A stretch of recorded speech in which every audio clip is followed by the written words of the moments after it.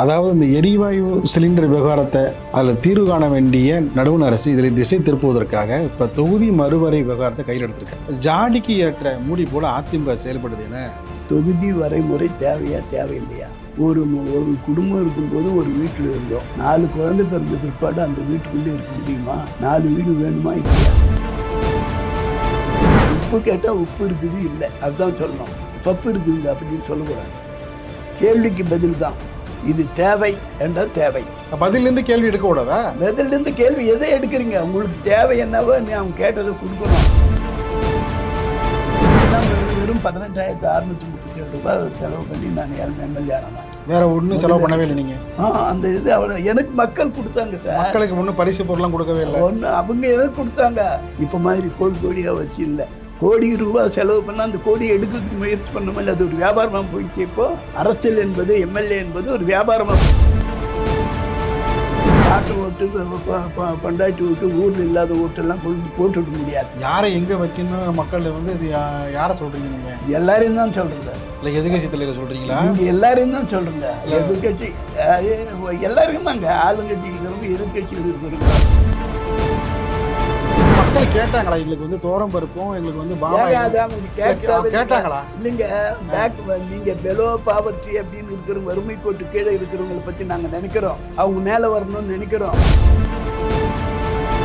வேலை திண்டாட்டத்தை போக்கும் வகையில் அனைவருக்கும் வேலை என்ற ஒரு உத்தரவாதம் வந்து தேர்தல் அறிக்கையில் வந்து இடம் பெறலைன்னா மீதி எல்லாம் இருக்குது இடம் பெற வச்சுட்டு அதுதான் சொல்லணும்னு இல்லை. அது சொல்லணும்னு கிடையாது. நீங்க குழந்தை பிறக்கணும்னு இல்லையேன்னு கல்யாணம் பண்ணும்போது சொன்னா அந்த கல்யாணம் ஆனால் குழந்தை பிறக்கு ஆகலைன்னா தான் பிறக்காது. ஆனால் குழந்தை பிறக்கும் போதே எனக்கு பிள்ளை பிறக்கணுன்றது ரிஜிஸ்டர் ஆகிறதில்ல, பதிவு ஆகிறதில்ல. அதுதான் அது ஆட்டோமேட்டிக் சுத்தமெல்லாம் வாயில் சொல்லிக்கணும் சொல்லிட்டு. சிலிண்டர் தருவது மாநில அரசின் கையிலா உள்ளது என்று எதிர்கேள்வி கேட்டிருக்கிறார். மத்திய அரசும் மாநில அரசும் ஒருங்கிணைந்து செயல்பட்டால் இந்தியாவிற்குள் தானே தமிழகம் இருக்கிறது. தமிழ்நாடு என்பது பாரதத்துக்குள்ள தானே இருக்கிறது. சிலிண்டர் கொடுக்கறது ஒரு பெரிய விஷயம் இல்லை. மத்திய அரசுக்கு வரக்கூடியதை பங்கிட்டு கொடுக்குது. அது மாநில அரசு எல்லாருக்கும்.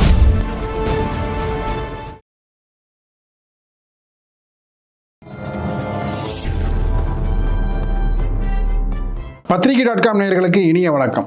பரபரப்பான அரசியல் சூழலில் நம்மோடு இணைந்திருப்பவர் புதிய நீதி கட்சியினுடைய பொதுச் செயலாளரும் முன்னாள் சட்டப்பேரவை உறுப்பினருமான கோ. சமரசம் அவர்கள். வணக்கம் சார். வணக்கம்.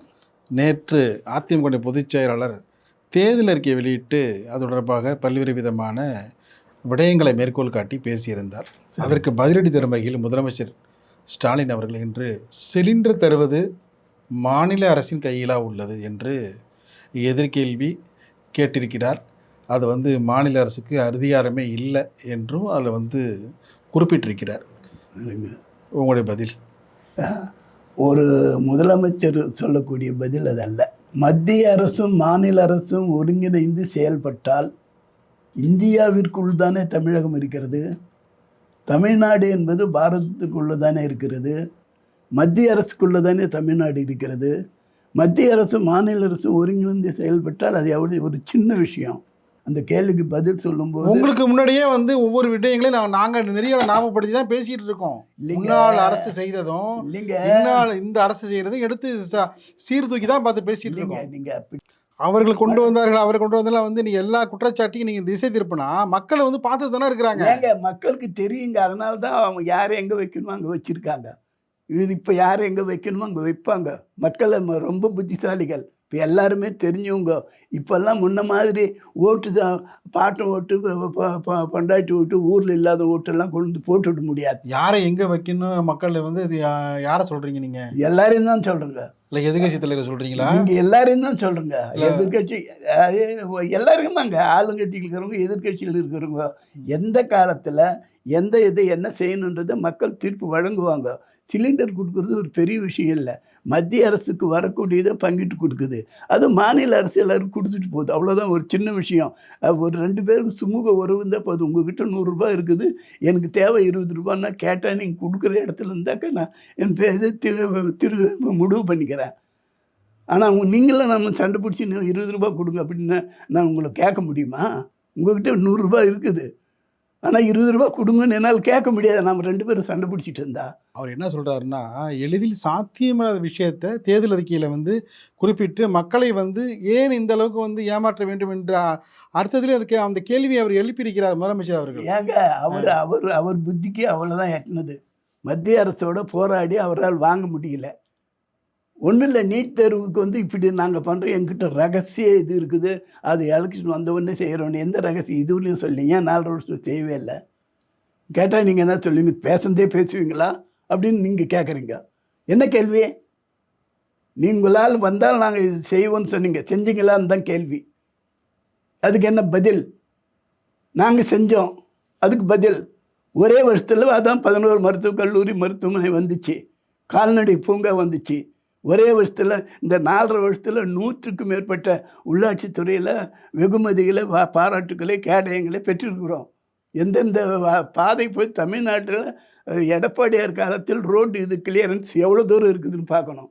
காஷ்மீர் முதல் கன்னியாகுமரி வரைக்கும் வந்து சாலை போக்குவரத்து துறை அமைச்சராக இருந்த டிஆர் பாலத்தின தங்க நாற்கர சாலை விஷயத்தில் வாஜ்பாய் திட்டத்தை வந்து இந்தியா முழுவதும் அமல்படுத்தினார். ஏங்க தம்பிதுரை காலங்க அது. வாஜ்பாய் காலத்தில் தம்பிதுரை காலத்தில் தான் தங்க நாற்கர திட்டம் வந்தது.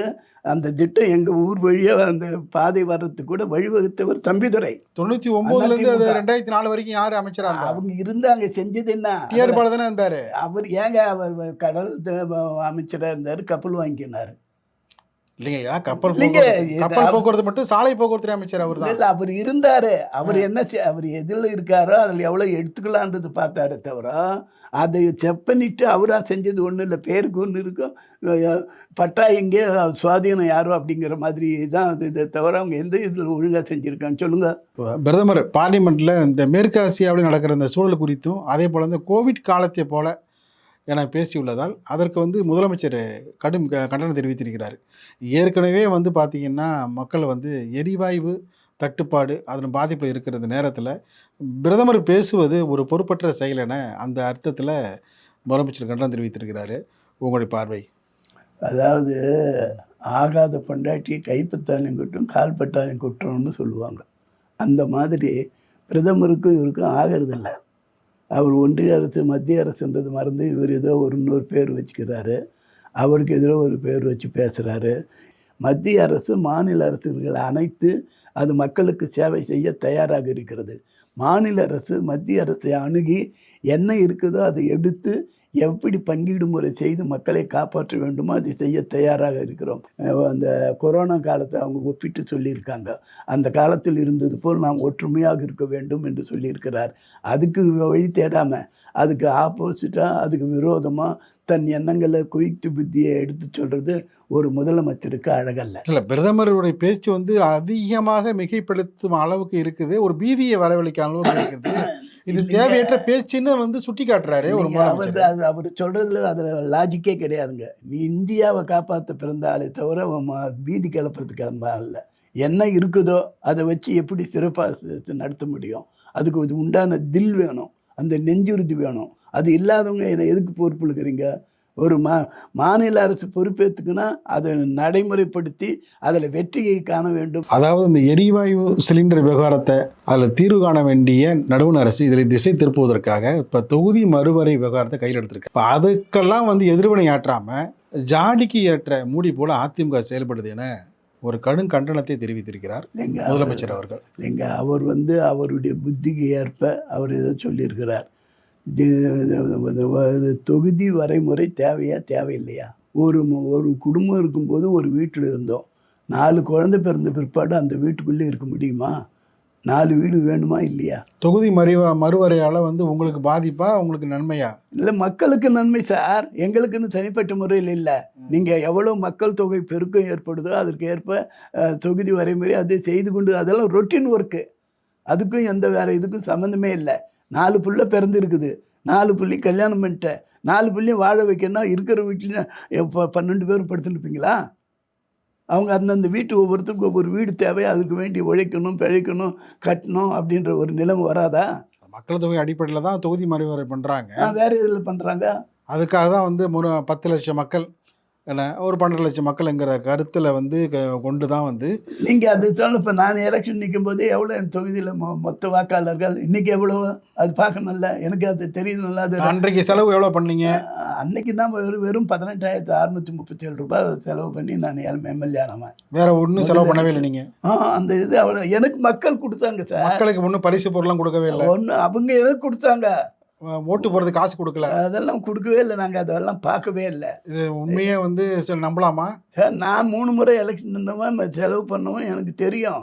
என்கிட்ட பணம் கொடுக்கறதுக்கு என்னை வந்து அவங்க ஏற்றுக்கிட்டாங்க.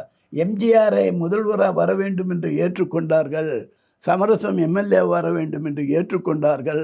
அதனால் வீடு வீடாக ₹2 1 ரூபா 5 ரூபான்னெல்லாம் போட்டு ஒரு பொது சீட்டு ஊரில் இருந்துச்சுன்னா ஒரு பொது சீட்டு எடுத்து இந்த சீட்டு பணத்தை இந்த எம்எல்ஏ எலெக்ஷனுக்காக கொடுத்தாங்க.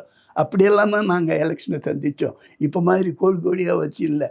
கோடி ரூபா செலவு பண்ணால் அந்த கோடியை எடுக்கிறதுக்கு முயற்சி பண்ணோமா இல்லை, அது ஒரு வியாபாரமாக போயிடுச்சு. இப்போது அரசியல் என்பது எம்எல்ஏ என்பது ஒரு வியாபாரமாக போச்சு. ஆகையினால் அரசியல் இந்த கதிக்கு போய் கீழ்த்தரமாக போயிடுச்சு. நீங்கள் சட்டமன்ற உறுப்பினர் பதவி வந்து மக்கள் சேவைக்கு மட்டும் தான் பயன்படுத்துறீங்களா? நீங்கள் இன்னும் வேறு ஒன்றும் ஒரு சிபாரிசு கூட நீங்கள் பயன்படுத்தவே இல்லை? ஏராளமாக பண்ண சார், இன்றைக்கும் பண்ணுறோம். தேவையானது மக்களுக்கு தேவைன்னா அவங்க எல்லாரும் உயர என்னென்ன வழி தேவை செஞ்சு தான் தீரணும். அதுக்காக நீயும் பணம் வாங்குற, நீ என்ன அஃபிஷியலா? திமுகவினர் மட்டும்தான் வியாபாரம் பண்ணுறாங்களா? நீங்கள் ஒன்றும் வியாபாரம் பண்ணலையா? நாங்கள் வியாபாரம் பண்ணல சார். அப்படி எதுனா வந்தாங்கன்னா அவங்க அவங்களோட சேர்ந்தவங்களாப்பாங்க. அவங்களுடைய காலடி மண்ணு மிதிக்கிறவங்களாப்பாங்க. அவங்க குடும்பத்தில் வச்சுக்கின்னு எனக்கு உனக்கு இவ்வளோ ஆளுக்கு இவ்வளோ பங்கிட்டுக்கலான்னு சொல்கிறவங்களாப்பாங்க. நாங்கள்லாம் இன்றைக்கி வயசு 89. நான் 3 முறை எம்எல்ஏ. எந்த எம்எல்ஏ எலெக்ஷன்லேயும் எந்த இருக்கும் யாருக்கும் காசு கொடுக்கல. மாநில அரசு தன்னால் இயன்ற அனைத்து விதமான நடவடிக்கைகளையும் மேற்கொண்டு தான் வருகின்றது. அதாவது சிலிண்டர் வழங்குவதும் வெளியுறவு கொள்கையை பேசுவதும் எப்படி மாநில அரசு அதிகாரத்துக்கு உட்பட்டது என்ற அந்த கேள்வி எழுப்பியிருக்கிறார். இன்னொரு விஷயத்தையும் கோடிட்டு காட்டுறார். அதாவது சிலிண்டருக்கு வந்து மானியம் நம்ம கொடுக்கலாமே தவிர என்ன சிலிண்டர் முழுவதுமாக வழங்குவது என்பது அது எளிதில் வந்து எப்படி சாத்தியமாகும்? அந்த கேள்வியும் வந்து திரும்ப திரும்ப கேட்டிருக்கிறார். நீங்கள் அவர் எப்படியாவது கேட்டுருங்க. மானியம்னா எப்படி வழங்க போகிறீங்க? நீங்கள் சிலிண்டரே இல்லாமல் மானியம் எப்படி கொடுக்க போகிறீங்க? சிலிண்டர் கொடுக்கறதுக்கு எங்கேருந்து எப்படி? நீங்கள் ஒன்றும் இல்லைங்க. ரேஷன் கடையில் எந்த இல்லைன்னா ஃபார்ம் ஆயில் இல்லைன்னா இந்திரா காந்தி பிரதமர், எம்ஜிஆர் முதலமைச்சர் என்ன நிலைமைன்னா என்ன வரல ரேஷன் கடைக்கு என்ன அனுப்ப முடியாதுன்றாங்க. அப்போ எம்ஜிஆர் கேட்குறார், நீங்கள் எங்கே வாங்குவீங்கன்னா நாங்கள் ஃபார்ம் ஆயில் மலேசியாவிலேருந்து வாங்கணும் அப்படின்னார். சரி நாங்கள் வாங்கிக்கிறதுக்கு அனுமதிக்கிறீங்களா? நாங்கள் தாராளமாக வாங்கிக்கிங்கன்னார். எம்ஜிஆரே மலேசியாவிலிருந்து எண்ணெய் தெரிவித்து ரேஷன் கடைக்கெல்லாம் கொடுத்தவர். மத்திய அரசு எதிர்பார்க்கல. மத்திய அரசு கட்டளை வாங்கி கொள்ளலாம் என்ற ஆணையை மட்டுமே சலுகை மட்டுமே கேட்டார். மீதி எல்லாவற்றையும் தயார் பண்ண. ஆனால் ரேஷன் கடையில் எம்ஜிஆர் காலத்தில் என்னென்ன பொருள் இல்லாமல் போச்சு சொல்லுங்கள். என்னென்ன பொருள் விலை உயர்ந்து போச்சு சொல்லுங்கள். என்னென்ன பொருள் தரமற்று இருந்துச்சு சொல்லுங்கள். அதில் எந்த வித மாற்று கருத்தும் இல்லை. ஆனால் வந்து ரேஷன் அட்டைதாரர்களுக்கு ₹1 1 கிலோ அரிசியை வந்து 2006 ஆட்சியின் போது கலைஞர் அவர்களுக்கு தான் வந்து தொடங்கி வைத்தார். அதே போல் பார்த்தீங்கன்னா நேற்று தேர்தல் அறிக்கையை வெளியிட்டிருந்த எடப்பாடி பழனிசாமி அவர்கள் ஒரு விஷயத்தை குறிப்பிட்டிருக்காரு. அதை பார்த்தீங்கன்னா ரேஷனில் அரிசியுடன் அதே போல் வந்து பாமாயில் துவரம் பருப்பு இலவசமாக வழங்கப்படும் என்று சொல்லியிருக்கிறார். இது கூடுதல் நிதி சுமையை ஏற்படுத்தாதா? அது நீ மக்களுக்கு சேவை செய்கிறது கூடுதல் நிதி சுமை அல்ல. தேவையில்லாத போய் காரு இது மக்கள் கேட்டாங்களா? எங்களுக்கு வந்து துவரம் பருப்பும் எங்களுக்கு வந்து அவங்க கேட்டாங்களா? இல்லைங்க. பேக் நீங்கள் பெலோ பாவர்ட்டி அப்படின்னு இருக்கிறவங்க, வறுமை கோட்டு கீழே இருக்கிறவங்களை பற்றி நாங்கள் நினைக்கிறோம். அவங்க மேலே வரணும்னு நினைக்கிறோம். அவங்க ரேஷன் கடை இல்லைன்னா அவங்க வாழ்வு செழிக்காதுன்னு நினைக்கிறோம். வண்டி இருக்கிறவன், வண்டி ஓட்டுறவன், ஆட்டோ ரிக்ஷா தொழிலாளி, கீழே இருக்கிறவனுக்கெல்லாம் நல்ல முறையில் அவனுடைய வருவாய்க்கு ஏற்ற முறையில் வாழ்க்கை இல்லைன்னு ரேஷன் கடை உதவுது. அதுக்காக என்னென்ன முடியுமோ அதை செய்கிறோம். அதை மக்கள் ஏற்றுக்கிறாங்க. மக்களுக்காக செய்கிறது தான் நாங்கள் ஆட்சிக்கு வரோம். அதைத்தான் எடப்பாடியார் சொல்லியிருக்கார். ஐயா, உங்களுக்கு வந்து பார்த்தீங்கன்னா வந்து மீன் பிடிக்க கற்றுக் கொடுக்கணுமே தவிர என்ன உங்களுக்கு வந்து மீனே இலவசமாக வழங்குவது என்பது எப்படி? ஏங்க மீன் இலவசமாக வழங்கணும்னா மீன் பிடி கற்றுக்கிறவில்லையும் அவனுக்கு சோறு தின்ன மாதிரி அவன் பட்டினியாக பண்ணுவான். அதுவெல்லாம் செய்கிறது தான் ஜனநாயக நாட்டில். ஒன்றும் இல்லாமல் அம்பேத்கருடைய 10% 10 வருடத்துக்கு தான் அந்த சலுகை கேட்டாங்க. தாழ்த்தப்பட்ட இதுங்கெல்லாம் ஒதுக்கீடு, இதெல்லாம் இடஒதுக்கீடு, அது இதெல்லாம் அதுக்கு மேலும் போய் இன்னும் இப்போ கூட நீடிக்குது. யாருடைய இது அம்பேத்கர் குற்றமா, ஆட்சி செய்தவங்க குற்றமா, யார் என்னுடைய குற்றம் அது? சலுகை செய்வது என்பது ஒரு அரசாங்கத்தில் இருக்கவங்களுடைய எண்ணம், பொதுச்சேவை செய்ய வந்தவங்களுடைய எண்ணம், மக்களுடைய கஷ்டத்தை உணர்ந்து அவங்களுக்கு ஏதாவது செய்யணும், தொண்டு செய்யணும், அவங்கள காப்பாற்றணுன்றது எண்ணம். அதை நிறைவேற்றத்துக்கு என்னென்ன வழி உண்டோ அதை செய்கிறோம். வேலையில்லா திண்டாட்டத்தை போக்கும் வகையில் அனைவருக்கும் வேலை என்ற ஒரு உத்தரவாதம் வந்து தேர்தல் அறிக்கையில் வந்து இடம்பெறலையே. இடம் பெறலைன்னா மீதியெல்லாம் இருக்கிறது இடம் பெற வச்சுடுது. அதுதான் சொல்லணும்னு இல்லை. மீதியெல்லாம் கிடைக்கும்போது ஆட்டோமேட்டிக்காக அது கிடச்சிடுது. அது சொல்லணும்னு கிடையாது. நீங்கள் குழந்தை பிறக்கணும்னு இல்லையேன்னு கல்யாணம் பண்ணும்போது சொன்னா, அந்த கல்யாணம்னு ஆனால் குழந்தை பிறக்குது. ஆகலைன்னா தான் பிறக்காது. ஆனால் குழந்தை பிறக்கும்போதே எனக்கு புள்ள பிறக்கணுன்றது ரிஜிஸ்டர் ஆகிறதில்ல, பதிவு ஆகிறதில்ல. அதுதான்ட்டு அது ஆட்டோமேட்டிக் சிஸ்டமெல்லாம் வாயில் சொல்லிக்கின்னு சொல்லிட்டு இருக்க முடியாது. வேலை இல்லை, அதுக்கான தீர்வு என்னென்னு கேட்டால் நீங்கள் எப்படி சொல்கிறீங்க? ஏங்க இருக்கிறதானங்க சொல்ல முடியும். நடைமுறைக்கு என்ன உதவுதோ அது சொல்கிறோம். நடைமுறைக்கு என்னென்ன வேணுமோ அதை சொல்கிறோம்.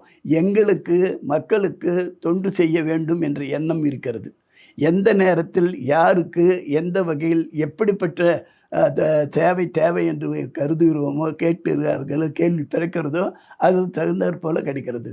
நாங்கள் ஒரு இடத்தில் நீங்கள் பார்க்கும்போது நீட் தேர்வு வந்துச்சு. 11 மருத்துவக் கல்லூரி வந்துச்சு. 11 மருத்துவக் கல்லூரி வரும்போதும் ஏழைகள் உயர வழி இல்லை, அரசு பள்ளியில் படித்தவர்களுக்கு இடம் இல்லை, இந்த அளவுக்கு நின்று வரும்போது 7% இது வேண்டும். அதை வந்து 10% உயர்த்தியிருக்காரு. அது வரவே இருக்கிறாங்க. அது வந்து யார் வந்து எப்போ யார் வந்து நேற்று தேர்தல் அறிக்கை சொல்லியிருக்காரு. தேர்தல் அறிக்கை சொல்லி 4 வருஷம் செய்யலையே. இல்லைங்க ஐயா, இல்லைங்க 4 வருஷம் எடப்பாடி பழனிசாமி அவர்கள் தேர்தல் அறிக்கை சொல்லியிருக்காரு. இல்லை, எடப்பாடியார் சொல்கிறார். அது மேலும் கூட்டத்துக்கு இவர் தான் சொல்கிறார். நீங்கள் அந்த புத்தி எங்கே போச்சு? யாராவது கோரிக்கை வச்சாங்களா, வேண்டுதல் வச்சாங்களா? இல்லை, அவர் அறிவிச்சதை வரவேற்கிறீங்களா, எதிர்க்கிறீங்களா? வரவேற்கிறது, அதெல்லாம் வரவேற்கக்கூடிய விஷயங்க. நீங்கள் அதை தான் நான் சொல்கிறேன். அதை வந்து யாரும் வந்து குறை சொல்லவே இல்லை. அது முதலமைச்சர் சொல்லலையே, குறை சொல்லினாரு. முதலமைச்சர் செய்யலையே, ஏன்னு கேட்குறோம். முதலமைச்சர் வந்து சிலிண்டர் விவகாரத்தை பற்றி தான் சொல்லியிருக்காரு, எதிர்ப்பு தெரிவிச்சிருக்காரு. பாருங்க, உப்பு கேட்டால் பருப்புக்கு இதுன்னு சொல்கிற வியாபாரம், செட்டியார் வியாபாரம் எல்லாம் இங்கே வேண்டாம். உப்பு கேட்டால் உப்பு இருக்குது இல்லை, அதுதான் சொல்லணும். பப்பு இருக்குதுங்க அப்படின்னு சொல்லக்கூடாது. கேள்விக்கு பதில் தான். இது தேவை என்றால் தேவை. பதிலிருந்து கேள்வி எடுக்கக்கூடாதா? பதிலிருந்து கேள்வி எதை எடுக்கிறீங்க? உங்களுக்கு தேவை என்னவோ நீ அவங்க கேட்டதை கொடுக்கணும். அவன் கேட்காத நான் இருக்குது எடுத்துன்னு போனால் என்ன அர்த்தம்? அவன் வந்தது சாத்துக்கு உப்பு இல்லைன்னு கேட்கறதுக்கு வரான். உப்பு விட்டு பப்புக்குது அப்படின்னு சொன்னால் நீ வியாபாரம் பண்ணுறீங்களா? அரசாங்கம் பண்ணுறது என்பது சேவை தான், அது வியாபாரம் கிடையாது. இதெல்லாம் வாதங்களை தவிர நியாயங்கள் அல்ல. மக்கள் எதிர்பார்ப்பதை செய்வதற்கே நாங்கள் வருகிறோம். எங்களால் முடிந்ததை செய்கிறோம். அதிலே வாங்கக்கூடிய நல்ல பெயர் எங்களை நீடிக்க வைக்கிறது. தொடர்ந்து ஆட்சி செய்ய வழி பிறக்கிறது. நிகழ்ச்சியில் பங்கேற்று பல கருத்துக்களை தெரிவித்தமைக்கு இதே எங்கேருந்து நன்றி. நன்றி, வணக்கம்.